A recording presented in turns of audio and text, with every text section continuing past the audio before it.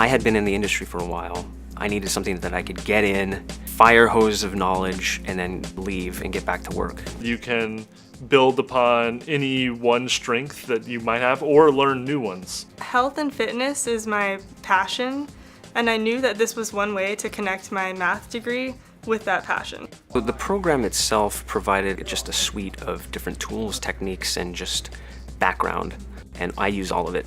There have been multiple projects I've been working on where they really go in different directions, and I have to draw on this knowledge that, hey, these tools exist and I can use them. MSAN really exposed me to these tools. Specifically to the MSAN program, its location matters a whole lot. Being able to set you up with the business connections immediately next door. You can throw a stone in the city and find a company desperate for a data science analyst.